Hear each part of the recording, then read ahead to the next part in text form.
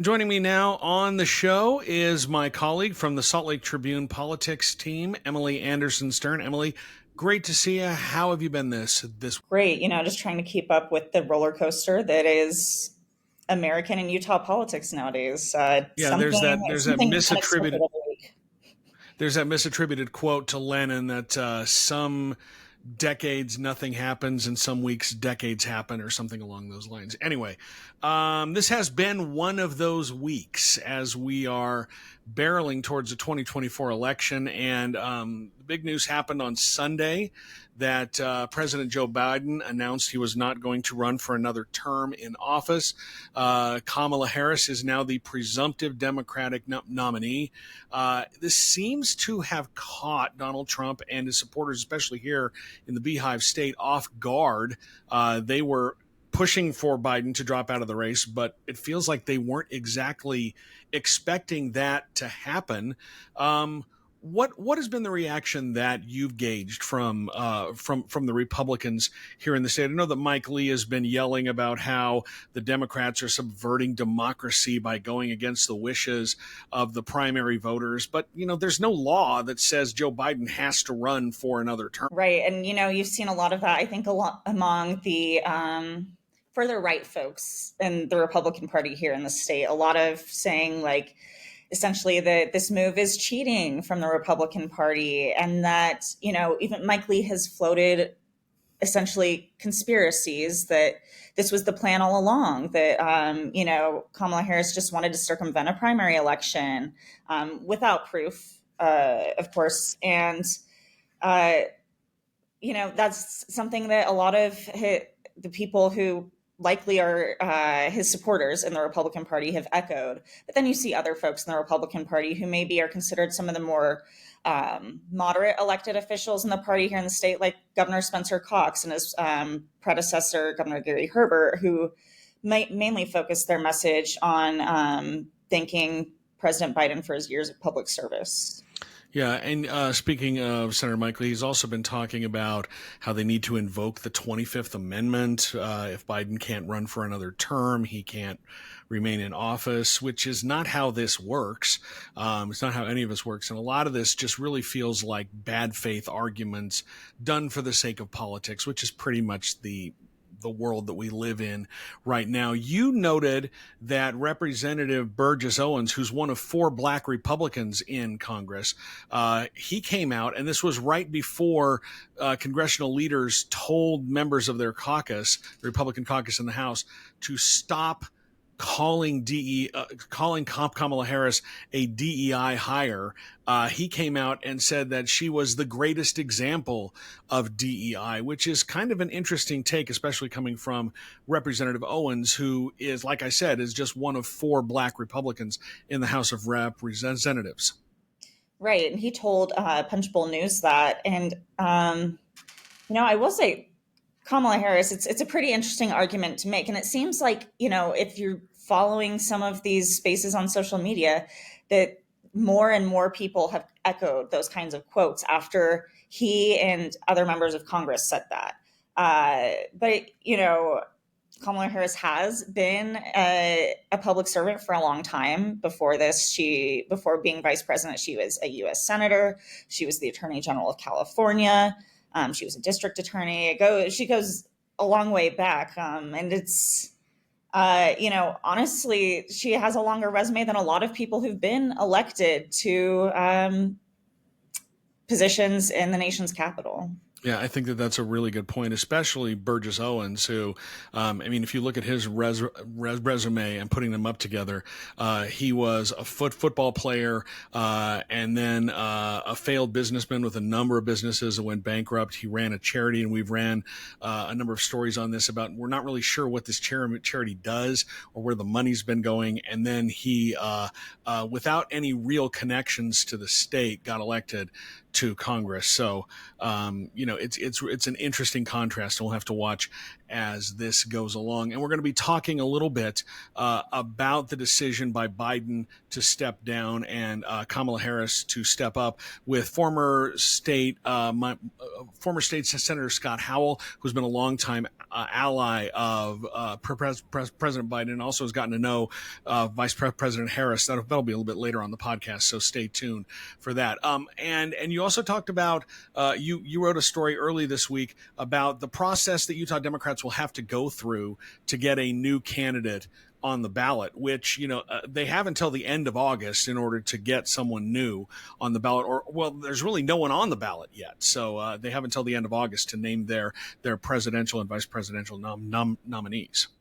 Right. And the process is really quite simple in Utah. And it's interesting. So essentially the process is just that the national party offices have to submit a nominee that they sign off on to the lieutenant governor's office before 5 p.m. on August 31st. And, they will have long finished their convention by then in Chicago, in which Utah will have 34 delegates from the Utah Democratic Party voting for the presidential ticket. It's interesting that the process really is so simple, because you have seen some folks here spreading misinformation around whether or not, or how difficult it might be for Democrats to get someone on the ballot, including, elected officials, state lawmakers. And a lot of them had to go back and correct themselves. Yeah, and just a thumbnail process. Everyone is saying, well, there were 14 million people who voted in the Democratic primary for Joe Biden. Kinda. Joe Biden was on the ballot, but what they were voting for, and this is the same thing that happened in the Republican caucuses, people were voting for delegates to represent them at the national convention, because remember, we are a constitutional republic, not a democracy.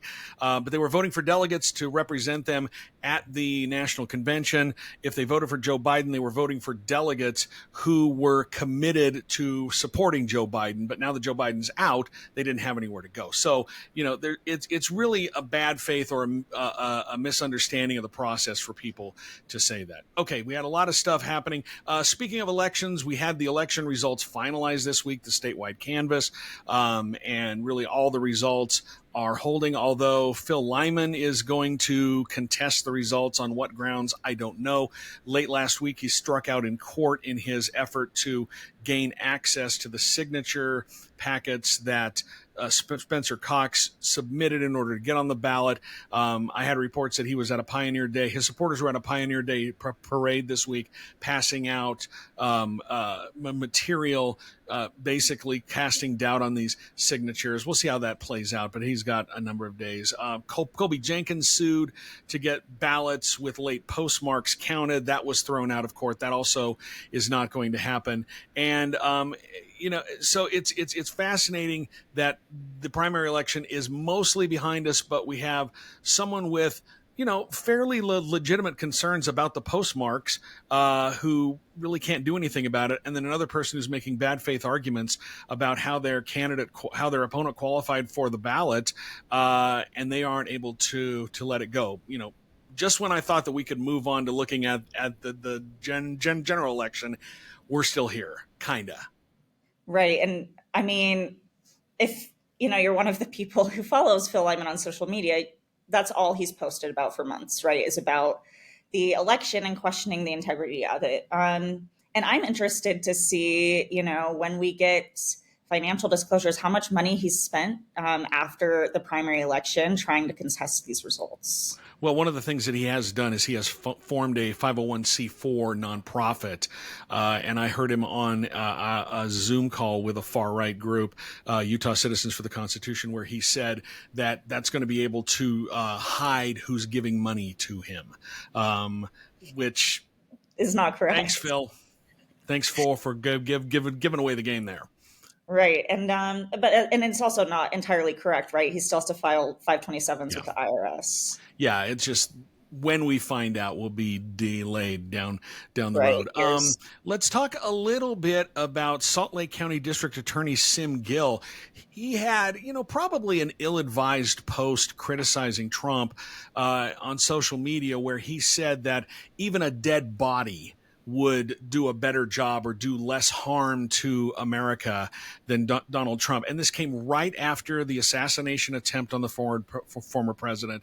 Probably not the best timing for that kind of language. And when I talked to Sim Gill, he said, he probably could have chosen other words, but he stood by his point. This has enraged Republicans who have had a target on his back for a long time. And now they're making noise about using a bill they just passed in this last session, Senate Bill 273, which allows the governor to ask the Utah Supreme Court to report a replacement. They've been saying that, it's two different issues. And this bill said that if the Salt Lake County District Attorney, and this bill only targets him, is not prosecuting crime enough, well, then the governor can recommend to the Supreme Court. And they're saying this is just the latest incident that shows why he needs to be replaced. And you have a number of Republicans on the Hill on the warpath against him.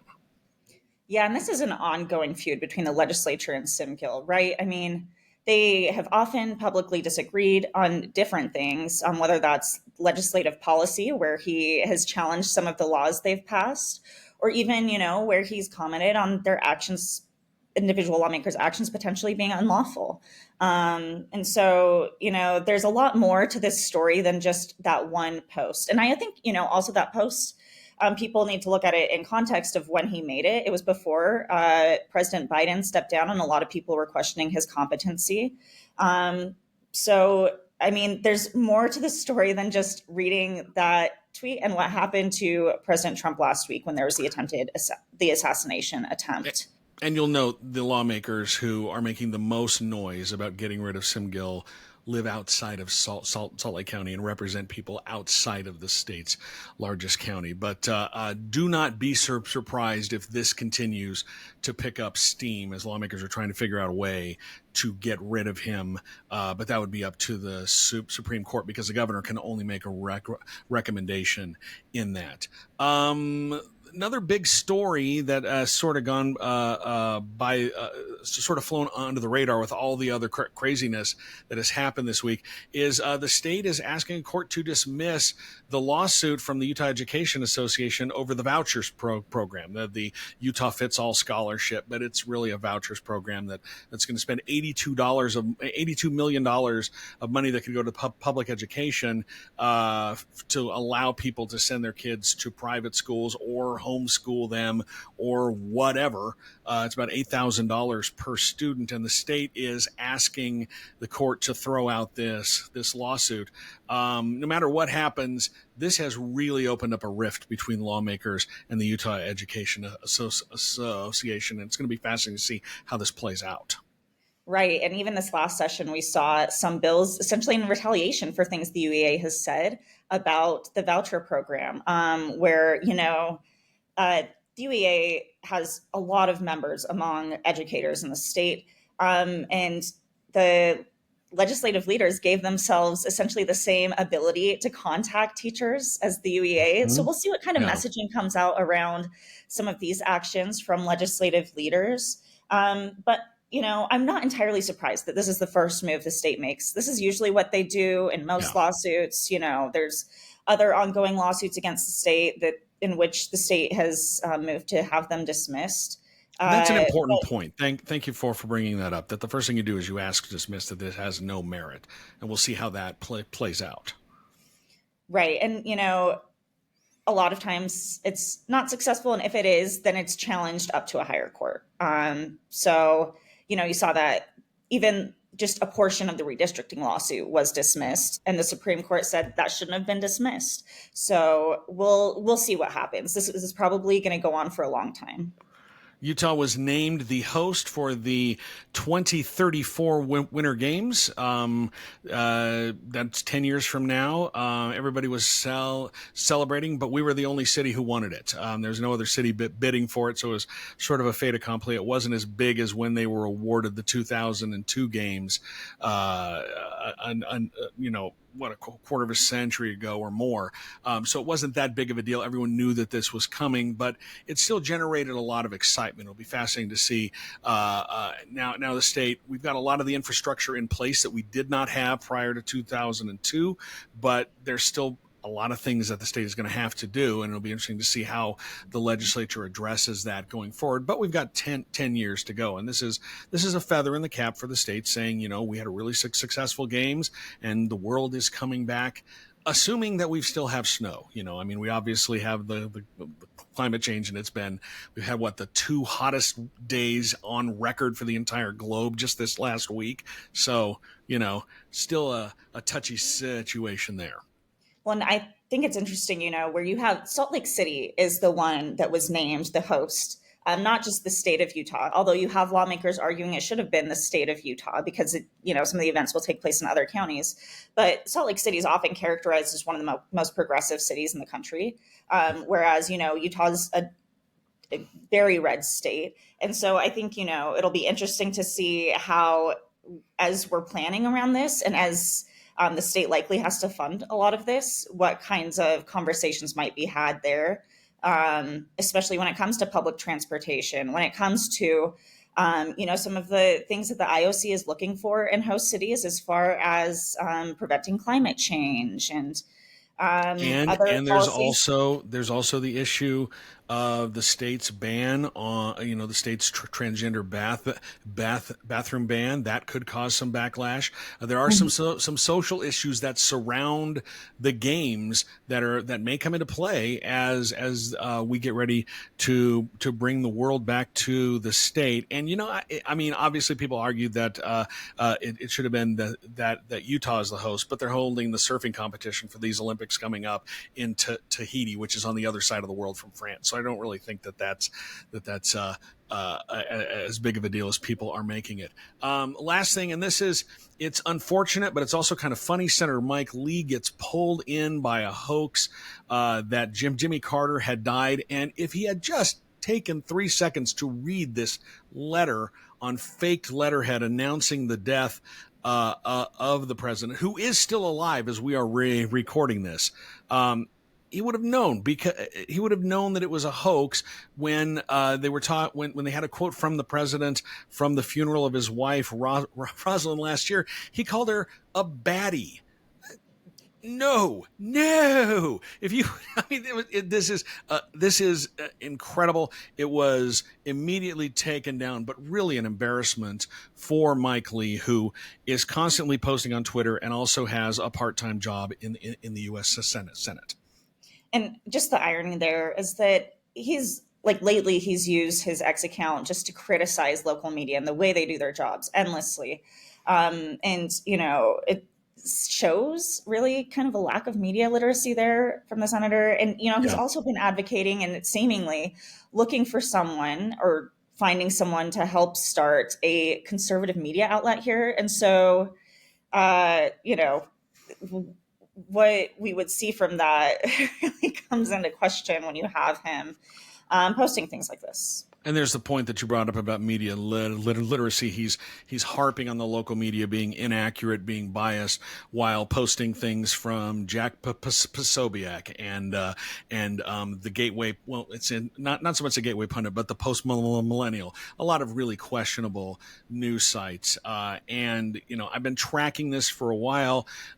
Just in the past 2 weeks, Mike Lee has posted more than 2,500 times on Twitter X, which is an average of 84 times a day. I know 11-year-olds who are social media. They love being on social media, and they don't post 84 times a day. So this is really it's interesting to watch the evolution of constitutional scholar Mike Lee into full-time content creator now. Right, and honestly, it's almost like he does it to both raise his popularity outside of Utah, but also to make it hard to keep up with his messaging. He spews all sorts of things in all sorts of directions on the platform. And a lot of times it borders on conspiracy theory, like what he said about Vice President Harris, and essentially that it has been a long-term plan for her to be on the ballot as the presidential nominee. Yeah, it's working. I mean, he's got quite a few followers. He's a very popular follow. So Elon Musk engages with him almost weekly. Yeah, It's working for him, and I guess more power to him. But I just wonder how much he looks at his colleague Ted Cruz and how much popularity he's getting from his podcast, and he just sees that this is an outlet where he can get his message out. But it's just not a good look for him to fall for this hoax, and he's done that a number of times. If you go back and look at the at a number of stories that we've written about that. Okay, well that's not everything that's happened, but those are the important things that happened in the last week. You have anything on the horizon that you're working on? Digging into looks at the. Okay, I'm writing about ways that the legislature is looking at changing sexual assault laws here, and how there are disagreements between Democrats and Republicans on how to do that, and what we might see from Republicans there. And also looking at mail-in voting in the state. We've seen a lot of state elected officials here question whether we should keep mail-in voting or whether we should make it opt-in, and looking at just how many people are using mail-in voting and who might be disenfranchised if we take that away. There's a number of things, but those are the most immediate things that I'm looking at. Looking forward to that reporting. Emily Anderson Stern, find her online, read her stuff. She does a tremendous job. I tell her this all the time, and I'm going to tell you, I really enjoy working with her, and I think that she is a tremendous asset to the journalistic community here in the state. And I'm not just saying that because I work with her.